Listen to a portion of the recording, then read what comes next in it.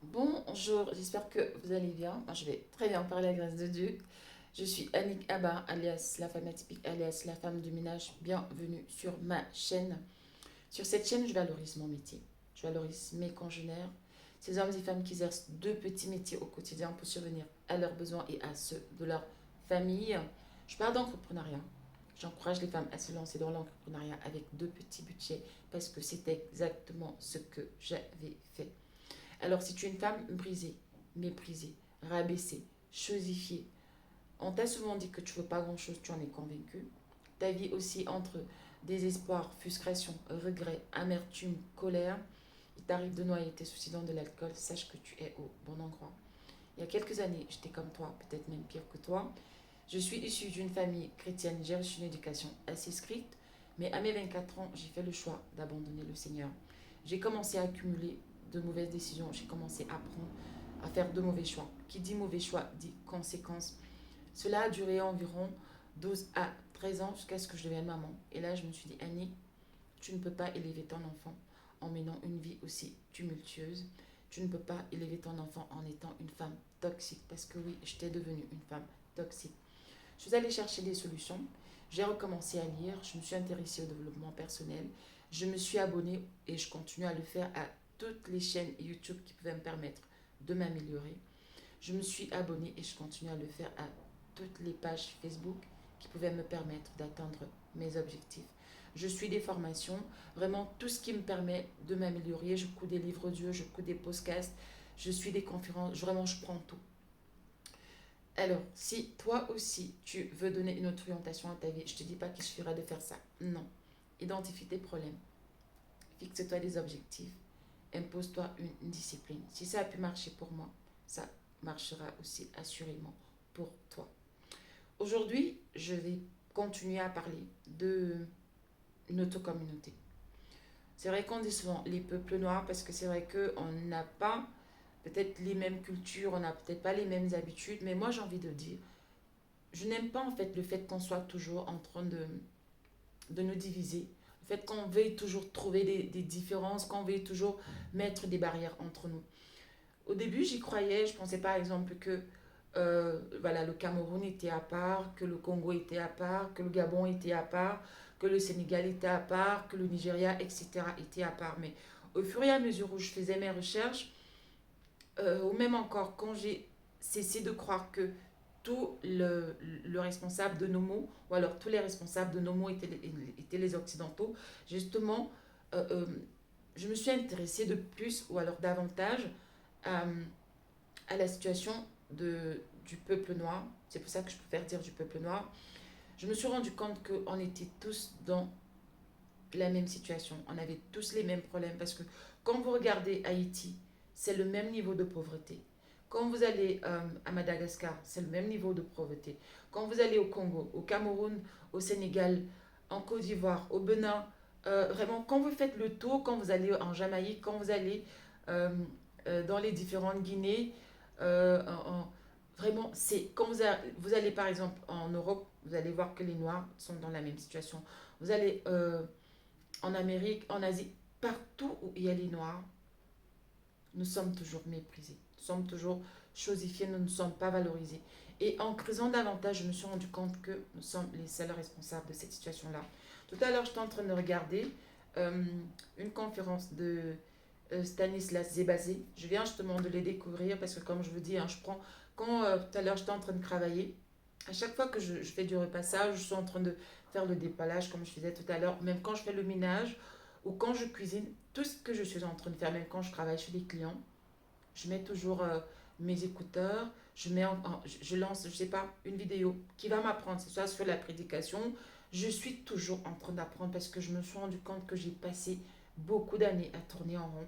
J'ai passé beaucoup d'années à verser dans la victimisation, à dire que c'était de la faute des autres, à dire que c'était que les Noirs, voilà, nous on est des pauvres victimes qui subissons et que nous ne faisons rien. Mais quand je me suis lancée dans l'entrepreneuriat, j'ai commencé à découvrir que les Noirs se faisaient beaucoup de méchanceté entre eux. J'ai découvert que les Noirs se mettaient beaucoup de barrières entre eux. J'ai découvert que les Noirs se jalousaient, que les Noirs vraiment étaient méchants, ils faisaient des trucs inimaginables. Et c'est pour ça, c'est l'une de mes motivations. Je me dis aussi qu'il faut que je dénonce ça. Il faut que, en fait, j'ai un peu répondu à l'appel de Zach Mekassa qui disait qu'il fallait que chacun de nous puisse, à la hauteur de ses possibilités, participer au changement de la condition du peuple noir. Et il faut que chacun de nous comprenne cela. Et pour que nous puissions comprendre cela, il faudrait que des vidéos comme les miennes ou encore celles de Zach Mekassa, de Philippe Simo, de Jean-Yves, de Stéphanie Mida, de Matt Karine, ils sont tellement nombreux. Euh, euh, Comment il s'appelle Alain Foucault. Or, ils sont tellement nombreux. Je ne peux pas tous les citer. Il y a la dame... oh, son nom ne me vient pas. En tout cas, ils sont nombreux. Il faut vraiment que de tels contenus puissent faire large écho parce que plus on va toucher du monde, plus on va sensibiliser les gens et plus les mentalités vont changer. Mais si nous ne faisons rien, parce que le simple fait que tu tombes sur une vidéo intéressante, une vidéo qui te parle et que tu la partages, que tu la likes ou alors que tu t'abonnes sur cette chaîne-là, tu es en train de permettre justement euh, euh, aux routeurs, tu es en train de permettre au moteur de, je sais pas, de recherche, au moteur euh, de pouvoir tourner et de mettre en avant de tels contenus. Quand j'écoutais les gens dire, ouais, il faut partager, il faut liker, il faut commenter, je ne comprenais pas. C'est justement parce que plus il y aura de l'interactivité sur les chaînes qui proposent de tels contenus, plus il y aura une large diffusion. Donc, abonnez-vous à toutes ces chaînes-là, abonnez-vous à ma chaîne. Il faut que la communauté noire soit sensibilisée. Il faut que la communauté noire change de mentalité. Parce que si nous ne faisons rien, dans 50 ans, comme ont été esclavagisés nos aïeux, nos ancêtres, comme l'ont été nos parents avec la colonisation, avec nous aussi, ça sera la même chose. Là, nous, à notre époque, on parle de néocolonialisme, mais il faut que nous comprenions que si nous ne faisons rien, les choses ne vont pas changer. Et c'est nous qui allons faire changer les choses dans notre communauté. Personne d'autre ne viendra le faire à leur place. Par exemple, Stanislas Zézé, il disait que il voyage, il est toujours en train de voyager pour aller animer des conférences parce qu'il veut accompagner les jeunes noirs. Et il disait qu'il le fait, il paye les billets d'avion avec son argent. Il est en train de participer, il est en train de partager son expérience avec les jeunes parce qu'il croit en la jeunesse, il croit en nous et il est convaincu que c'est en le faisant. Il faut qu'il y ait des personnes qui vont faire quelque chose parce que le fait de toujours rester, de se plaindre, comme le dit souvent Zach Mekassa, on est le seul peuple qui ont subi des violences, ont subi des sévices, ont subi des humiliations. Nos chefs d'État sont rabaissés, ils sont humiliés. Et ben on est là, on applaudit, on ne fait rien. On est toujours en train d'attendre. Là maintenant, c'est la Russie. Maintenant, c'est la Russie notre sauveur ou notre sauveuse, j'en sais trop rien. Quand est-ce que nous allons nous lever nous-mêmes et dire, ok, c'est bon, il faut que nous fassions les choses. Et justement, Stanislas Zébazé parlait des barrières. Il parlait des barrières linguistiques qu'on se met nous-mêmes. Il parlait des barrières du visa. C'est-à-dire, il parlait même des barrières de la monnaie. C'est-à-dire, une personne qui est au Cameroun ne peut pas emprunter de l'argent au Sénégal parce qu'il y a la barrière monétique. Et tout ça, c'est des choses que nous laissons, que nous avons mises en place, que nous laissons, qu'on continue à alimenter nous-mêmes parce que ce n'est pas normal que, par exemple, l'Afrique francophone, on utilise le franc CFA. Mais quand vous partez d'un pays comme le Sénégal pour le Cameroun, ce n'est plus la même monnaie. Mais pourtant, on dit que c'est le franc CFA, mais ce n'est pas les mêmes billets. Ce n'est pas normal. Ce n'est pas normal. Et tout ça, c'est des barrières. En fait, nous ne faisons rien pour que ça saute. Parce que normalement, un investisseur sénégalais devrait pouvoir aller investir. Je vais dire un investisseur, bon, je parle souvent du Sénégal parce que le Sénégal, c'est mon deuxième pays. Euh, mais un investisseur euh, euh, originaire de l'Afrique de l'Ouest devrait pouvoir aller investir aisément en Afrique de l'Est, en Afrique centrale, en Afrique du Sud, sans toutefois rencontrer ces barrières-là. Dernièrement, je suis tombée sur le cas le plus riche, homme d'affaires camerounais. Comment il s'appelle d'ailleurs? Son nom m'échappe. Et on parlait de ces déboires, les déboires qu'il a rencontrés en Afrique du Sud. Là encore, c'est un exemple, c'est-à-dire que entre nous, Africains, on se mange cru. Et tant qu'on va continuer à faire ça, on ne va pas se développer. Aujourd'hui, on parle de l'Afrique qui est l'avenir du monde, l'Afrique qui est l'avenir du monde. Bah oui, c'est en train de se faire aujourd'hui. L'Afrique est en train Les gens vont en Afrique. Vous avez les Indiens qui sont en train de remplir l'Afrique. Vous avez les Pakistanais. Vous avez les Libanais. sans parler des Chinois et tous les autres qui sont en train d'aller se servir en Afrique pendant que nous-mêmes, nous n'y sommes pas. Pendant que nos jeunes sont en train de mourir à la Méditerranée, pendant que je suis tombée sur une vidéo hier, j'ai fait une vidéo vite fait que j'ai pu publier sur ma chaîne YouTube où justement j'étais en train de montrer des jeunes qui sont aujourd'hui dans un désert, je ne sais pas trop, c'est des jeunes Africains ils disent que ils ont été chassés en Tunisie, ils ont été ramenés au désert libyen et les Libyens ne veulent pas d'eux, on leur demande. Et ils sont en ballottage comme ça. Moi, quand je vois des choses pareilles, ça me fait mal. Et le problème, c'est que si nous ne faisons rien, on peut en être certain que dans 50 ans, les mêmes choses vont se produire. Bah, la preuve, il y a eu la colonisation. On voit avec l'histoire aujourd'hui que nos ancêtres ont été déportés, où ils sont allés travailler, où ils ont été esclavagisés, où ils ont été tués, où ils ont été humiliés. Ça continue aujourd'hui. Est-ce que nous ne sommes pas au courant qu'en Libye, il y a des Noirs qui sont vendus comme esclaves? Est-ce que nous ne sommes pas au courant qu'en Tunisie, au Maroc, il y a des Noirs qui sont vendus comme esclaves? Qu'est-ce que nous faisons? En fait, ça n'a rien changé. Ça n'a pas changé. Il y a des Noirs qui sont retenus en Libye qui travaillent nuit et jour comme des esclaves. Mais c'est parce que rien n'a été fait. C'est parce que quand ils regardent, ils ne voient personne en face, ils ne voient aucune force. En fait, Stanislas Zézé disait tout à l'heure que si on prend la diaspora noire en France, nous ne sommes pas solidaires. On s'évite parce que voilà, il y a des idées reçues. Ah non, les Camerounais sont ci, ah les Ivoiriens sont ci, ah les Congolais sont ça, ah les autres Congolais de la RDC sont ci, ah les Gabonais sont ça. Et tout ça, c'est des barrières que nous alimentons. Et les autres, bah, ils sont contents de ça parce que justement, ils alimentent ça avec la corruption, ils alimentent ça avec les pots de vin où on va les corrompre un ministre qui est en charge de signer ou de délivrer des agréments pour un projet. On va aller le corrompre avec, je sais pas, 10 millions d'euros et il va ouvrir les vannes et les gens vont venir se servir.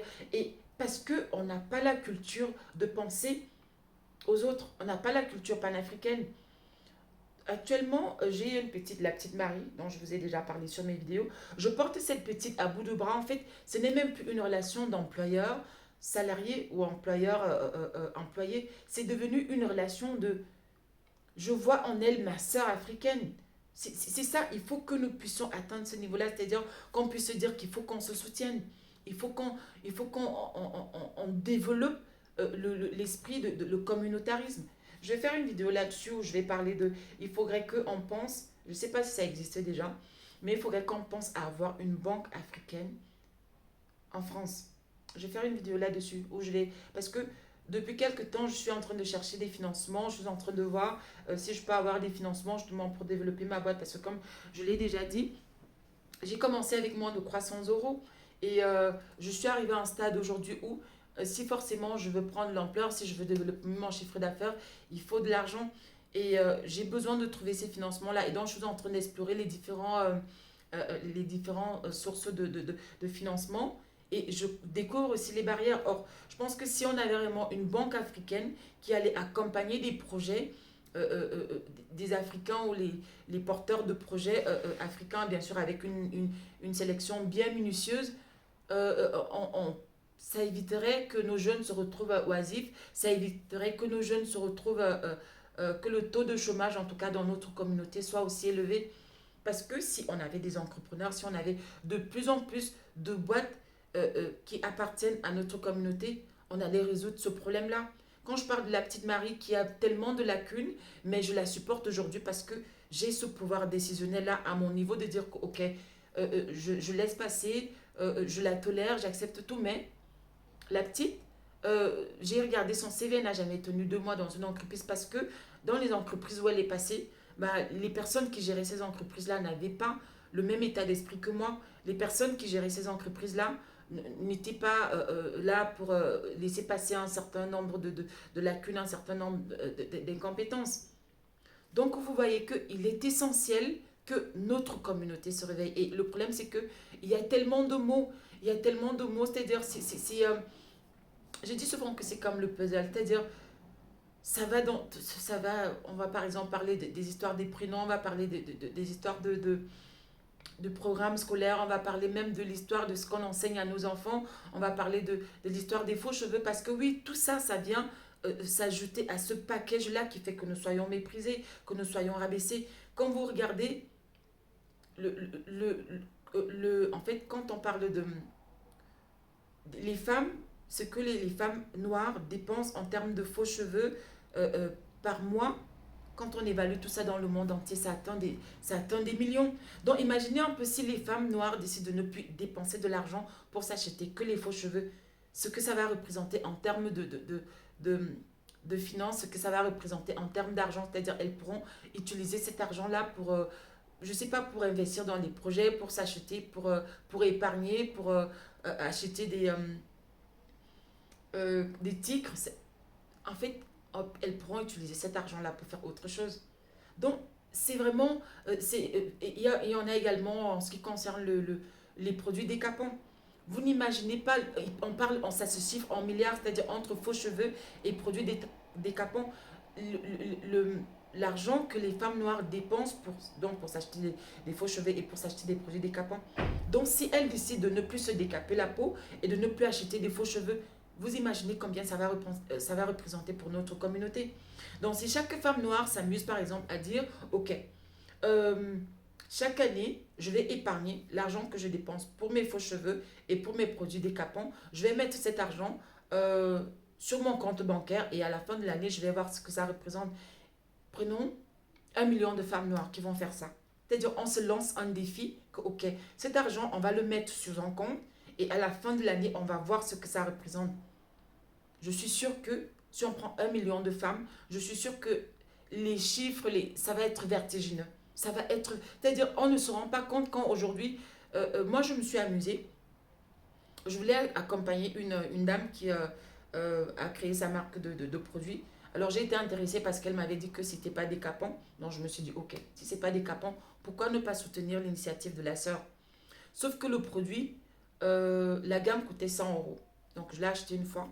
Et j'ai commencé à me dire, Annick, est-ce que tu te rends pas compte que c'est une folie? Tu te rends compte tous les mois, tu vas dépenser 100 euros pour t'acheter une gamme de produits, alors que tu peux avoir des produits pour ta peau à moins de 50 euros.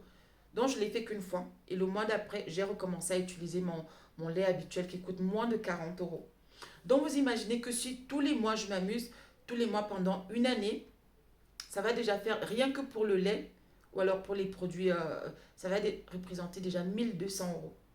Ça, c'est que pour moi. Et là, 100 euros, c'est le bas de gamme hein, parce que vous avez des produits, ces produits-là, c'est surtout ceux qui décapent. Vous les avez, on a qui atteignent 200 euros. Il y a même des gammes qui atteignent 300 euros. Donc, imaginez un peu si une femme met tous les mois 300 euros de côté en disant, OK, je vais plus acheter des produits décapants. Je vais acheter un produit de 30 euros, de 40 euros. Faites 300 euros fois 12 fois 1 million de femmes ou 200 euros fois 12 fois 1 million de femmes ou 100 euros fois 12 fois 1 million de femmes, ce que ça peut représenter. Et cet argent-là, on pourrait par exemple dire, OK, on va accompagner des projets des femmes, c'est-à-dire on ne parle que des femmes. Ça va accompagner des projets des femmes. On va par exemple, je ne sais pas moi, on va cibler les femmes qui veulent se lancer dans l'entrepreneuriat. Cet argent-là va aider à accompagner les femmes. Vous imaginez ce qu'on peut faire avec cet argent-là? En fait, nous représentons une force, mais on est tellement désorganisé que voilà, on devient vulnérable, on devient faible. Il faut que nous apprenions chacun à son niveau à faire des choses pour que les choses changent dans notre communauté. C'est urgent, c'est vital parce que si nous ne faisons rien, les gens, par exemple pour le cas de l'Afrique, les gens sont en train d'aller s'installer en Afrique. Ils sont en train d'aller se servir et nous sommes là, on est spectateurs, on ne fait rien. Pour finir, j'ai eu dire, je ne sais pas si c'est vrai qu'au Cameroun, vers l'est du Cameroun, il y a une société chinoise qui s'est installée là-bas. Ils ont acheté beaucoup de terres et là-bas, ils ont planté des rizières. Et d'après ce qui se dit, ils ont la possibilité de transformer ce riz-là et de le mettre directement dans des sacs. Ils s'occupent également du packaging et là, on va directement, ce riz-là est directement expédié en Chine. C'est-à-dire qu'il n'est même pas commercialisé dans le marché local camerounais. Donc, c'est des exemples comme ça où des gens viennent chez nous, ils se servent et ils se servent de notre sous-sol. Maintenant, ils sont déjà en train de racheter ou alors d'acheter tous les terres avicoles pendant que nous dormons. Et quand ils achètent ces terres-là, ils en profitent également pour exploiter le sous-sol et ils ne rendent compte à personne. J'ai regardé un documentaire, la chronique d'Alain Foka où ça se passe au Congo, où c'est-à-dire qu'il y a même déjà un prix carré où l'État congolais ne peut même plus y accéder parce que des gens, des Chinois se sont installés et ils font tout ce qu'ils veulent. Ils ne rendent compte à personne. Voilà ce qui se passe dans notre continent. Et pendant ce temps, nous sommes éboueurs en France, nous sommes femmes de ménage en France. Et c'est l'une des raisons aussi qui m'ont poussé à valoriser ce métier-là parce que on voit des personnes, quand vous avez des grosses entreprises de nettoyage ici qui font un chiffre d'affaires chiffré à des milliards des chiffres d'affaires annuels chiffrés à des milliards. Mais quand vous allez voir les personnes qui travaillent là, c'est nous, c'est des noirs, c'est des sans-papiers qui sont parfois sont exploités, ou encore c'est vraiment des personnes qui sont des illettrés, qui ne sont pas allés à l'école et qui sont exploités comme ça. Mais des personnes qui se font de l'argent, ce ne sont pas nous. C'est pour ça que j'ai voulu mettre en avant ce métier-là pour dire que oui, ces petites mains-là, c'est nous. Ces petites mains-là, c'est les Africains. Ces petites mains-là, c'est les Noirs. Ces petites mains-là aussi, cette petite main-là aussi, c'est les Maghrébins. Parce que c'est ça aussi, c'est les Maghrébins. Il y a aussi des Portugais, beaucoup de Portugais noirs. Il y a aussi une partie de Portugais blancs.